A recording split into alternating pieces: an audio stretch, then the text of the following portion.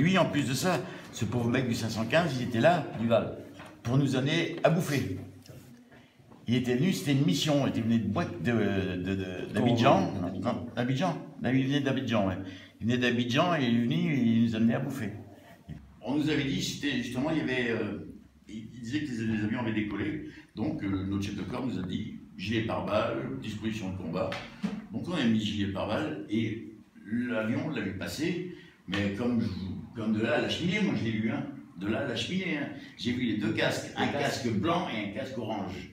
Et alors je peux vous dire que quand vous voyez ça déjà, vous te dites, il est bas quoi. Hein. Il y a un bruit terrible. Ah oui, et puis après, là il y a le capitaine qui nous a dit, attention, ça c'est une reconnaissance aérienne, il va nous taper dessus.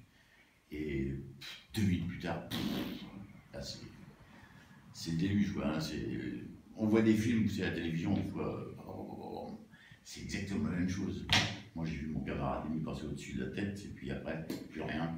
Ça a été. Voilà. Et à Boisquier? Oui. Ça fait 14 ans. 14 ans le 6 novembre. Toujours pas de procès? Toujours pas de procès. On attend.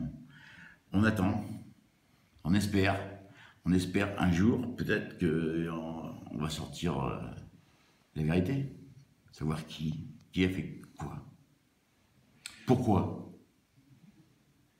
Avec le recul de ces années, comment est-ce que vous envisagez un procès à venir? Je sais pas. J'envisage. Parce que c'est. Jamais. Ils se présenteront pas. Ils se présenteront pas, les Ivoiriens.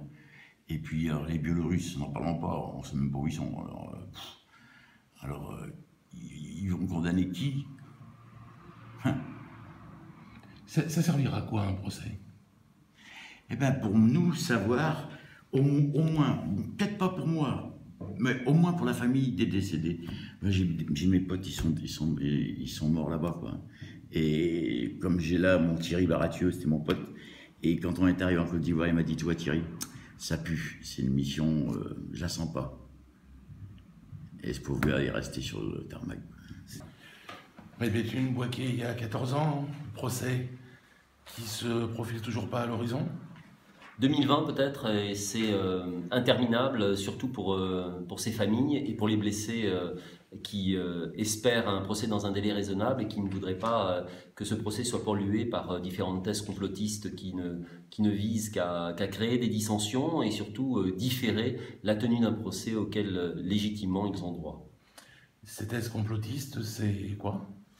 Ça serait d'imaginer qu'en réalité la France qui aurait eu des manquements dans l'interpellation des mercenaires et des pilotes biélorusses qui auraient été mis à sa disposition 10 jours après le bombardement, aurait été peut-être à l'origine même de ce bombardement pour créer et générer une réaction.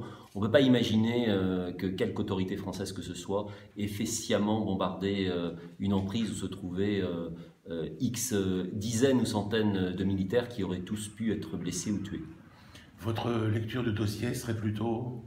Ma lecture du dossier, c'est que les autorités ivoiriennes de l'époque, qui ont voulu, au travers de l'opération Dignité, faire la reconquête de la partie nord de la Côte d'Ivoire, qui était séparée du sud par la zone de confiance, où patrouillaient les militaires français sous mandat ONUCI, soldats de la paix, ont voulu faire réagir, peut-être même surréagir la France, qui, par son positionnement de neutralité, était une force internationale prépositionnée et qui a empêché la reconquête du Nord par le Sud, comme à une certaine époque, ils avaient empêché la conquête du Sud par le Nord.